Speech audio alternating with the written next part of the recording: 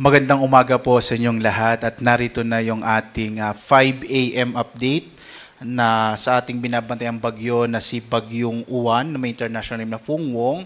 At live po tayo ngayon mula rito sa Pag-asa Weather Forecasting Center.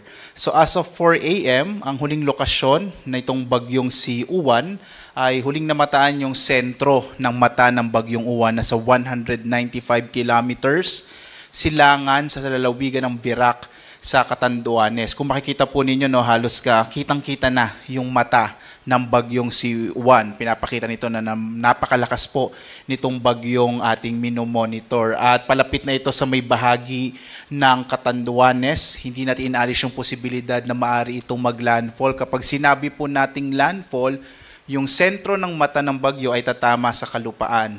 Ang kanyang lakas ngayon ay nasa 175 kilometers per hour malapit sa gitna at pagbugso na nasa 215 kilometers per hour. So mahigit 10 kilometro na lamang po or mahigit 10 kilometers per hour na lamang ay maaari nang maabot ng Bagyong Uwan ang super typhoon category at nakikita natin na posible po itong mangyari ngayong umaga. Ang kanyang pagkilos ay medyo mabilis po, no? Pakanluran, hilagang kanluran sa bilis naman na 35 kilometers per hour. At makikita nyo, patuloy nyo pong makikita na malawak yung sakop ng Bagyong Uwan at maapektuhan nga niya ang malaking bahagi ng ating bansa, lalong-lalo na yung Luzon at Visayas. Base rin sa mga monitoring po natin sa iba't ibang istasyon ng Pag-asa, nakakaranas na po ng mga pag-ulan, lalo na itong bahagi ng Eastern Visayas at Bicol Region. Marami na po tayong itinaas na mga heavy rainfall warnings sa mga nabanggit na rehiyon.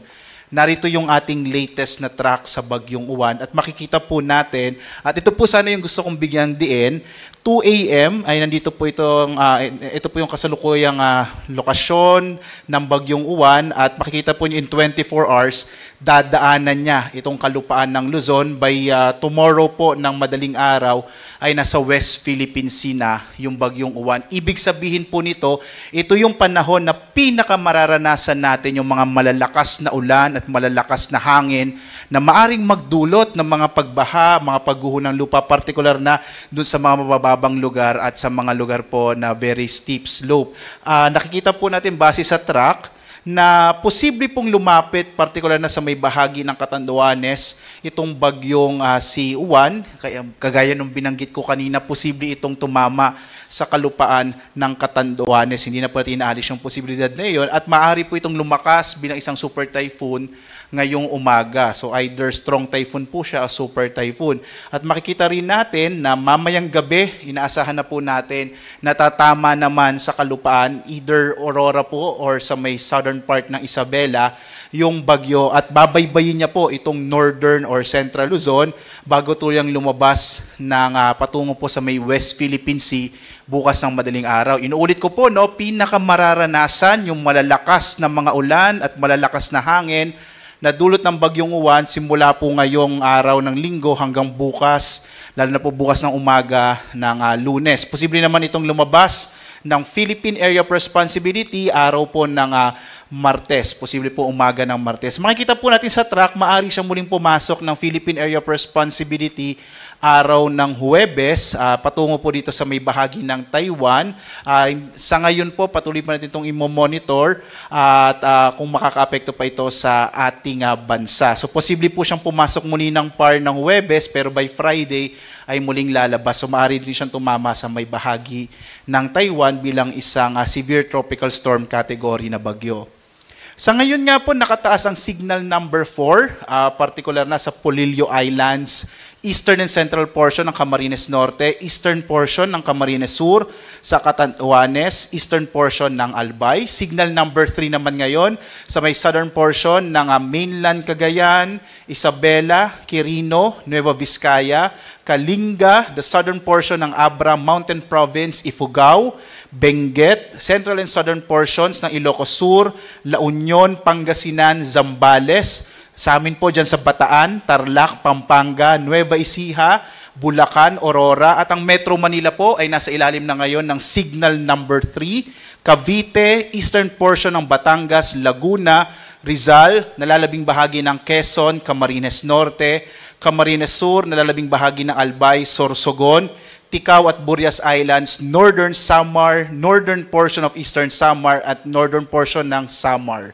Signal number 2 naman po ngayon sa nalalabing bahagi ng Cagayan kasama yung Babuyan Islands, Apayao, Abra, the rest of Abra, Ilocos Norte, the rest of Ilocos Sur, the rest of Batangas, northern and central portions ng Occidental Mindoro, kasama yung Lubang Islands, northern and central portions of Oriental Mindoro, Marinduque, northern and eastern portions ng Romblon, nalalabing bahagi ng Masbate, Eastern Samar, Samar, Biliran, northern portion of Leyte, habang signal number 1 naman dito sa may bahagi ng Batanes, nalalabing bahagi ng Romblon, ng Oriental Mindoro at ng Occidental Mindoro, kasama po itong Calamian Islands at Cuyo Islands, nalalabing bahagi ng Southern Leyte, nalalabing bahagi po ng Leyte, buong lalawigan ng Southern Leyte, ng Bohol, northern and central portion ng Cebu kasama yung Bantayan at Camotes Islands, northern and central portions ng Negros Occidental, northern portion of Negros Oriental, Guimaras, Iloilo, Capiz, Aklan, Antique, Dinagat Island, Surigao del Norte, northern portion of Agusan del Norte at northern portion of Surigao del Sur.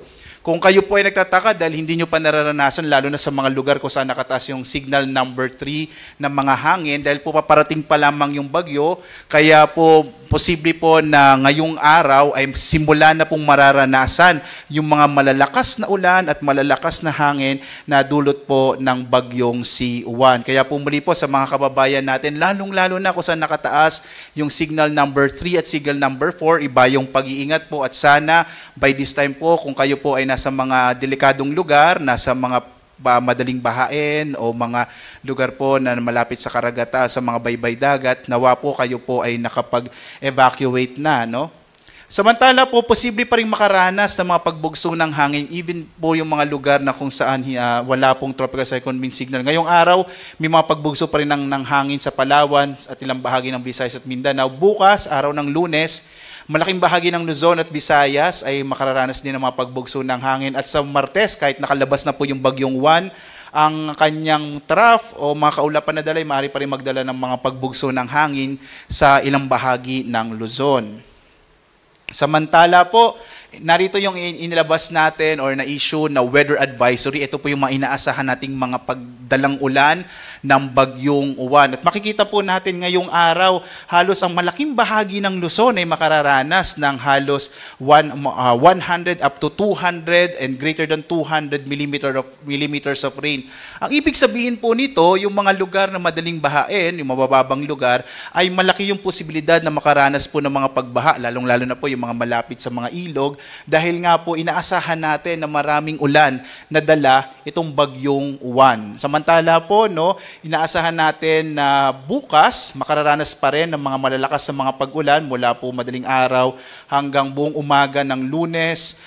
Itong malaking bahagi pa rin ng Luzon, lalong-lalo na itong western section ng Luzon. Muli po, no, mag-ingat tayo sa mga potensyal, mga posibilidad ng mga pagbaha at mga pagguho ng lupa na dahilan po ng mga ulan na dala ng bagyong Juan. Samantala po, pagdating ng araw ng Martes, makararanas pa rin ng mga pag-ulan ang ilang bahagi ng Ilocos Sur, La Union, Benguet at Pangasinan habang papalabas na nga ng Philippine Area of Responsibility ang bagyong Juan. Narito naman po yung ating in-issue na storm surge warning. Ang ibig sabihin po ng storm surge, ito po yung daluyong o mga malalaking alon, partikular na sa mga baybay dagat na dulot po ng papalapit na bagyo. Makikita po natin may 3 metro ang taas ng alon, lalong-lalo na dito sa may silangang bahagi ng northern, central at southern Luzon. So yung Albay, Aurora, Cagayan, Camarines Norte, Camarines Sur, Catanduanes, Isabela, La Union, Pangasinan, Quezon at Sorsogon, ito pong mga nakapula ay makararanas po ng hanggang mahigit 3 metrong taas ng alon po sa baybay dagat. Habang ang nalalabing bahagi ng Cagayan, Camarines Sur, Ilocos Sur, Northern Samar, Pangasinan, Quezon at Zambales, makararanas naman ng 2.1 up to 3 meters na taas ng daluyong. Samantala po, sa iba pang bahagi ng Luzon, itong Bataan, Bulacan, Cagayan, Cavite, Eastern Samar, Ilocos Norte, Metro Manila, partikular na nga dyan sa may bahagi ng Manila Bay, gayon din sa Pampanga, Dinagat Island, Surigao del Norte at Batangas, makararanas din po ng hanggang 1 hanggang 2 metrong taas ng alon. Kaya iba yung pag-iingat po. Kung kayo po ay nasa mga baybay dagat, mainam po na lumayo na kayo sa lugar na iyon dahil nga maaari pong makaranas ng daluyong ang mga bahaging ito ng ating bansa. Narito naman po yung nakataas na gale warning. Ito naman po yung inaasahan nating malalaking mga pag-alon sa ating karagatan. Kaya delikado na po maglayag yung mga sasakyang pandagat at mga maliliit na mga bangka dito po sa karagatan ng ating bansa, partikular na sa Batanes, Cagayan kasama yung Babuyan Islands, Isabela, Aurora, Quezon kasama yung Polillo Islands. Gayon din po yung Camarines Norte, Camarines Sur, Catanduanes, Albay, Sorsogon, Ilocos Norte, Ilocos Sur, La Union, Pangasinan, Zambales, Bataan, sa Metro Manila, Cavite, gayon din po sa Batangas, sa Lubang Islands, Marinduque, Masbate, Romblon, Northern Coast of Cebu, kasama yung Bantayan at Camotes Island sa Biliran, Leyte, gayon din sa Southern Leyte, Samar, Surigao del Sur, Northern Samar, Eastern Samar, Dinagat Island, Surigao del Norte, kasama yung Siargao at Bocas Grande Island. So dahil po sa epekto ng bagyong uwan, magiging maalon yung karagatan, kaya iwasan mo na pong pumalaot dito sa mga nabanggit po na lugar. At magbibigay po tayo ulit ng update mamayang 8:00 ng umaga para po sa ating binabantayang bagyo na si Bagyong Uwan. Nais ko lang po ulit bigyan ng diin.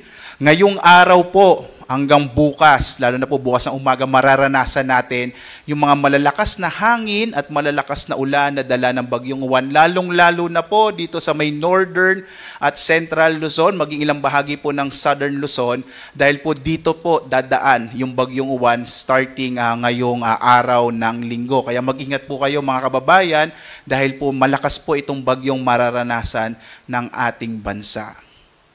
At live po na nagbibigay update mula dito sa Pag-asa Weather Forecasting Center. Ako si Obet Badrina. Maghanda po tayo para sa isang ligtas na Pilipinas. Maraming salamat po. Mag-ingat po tayong lahat.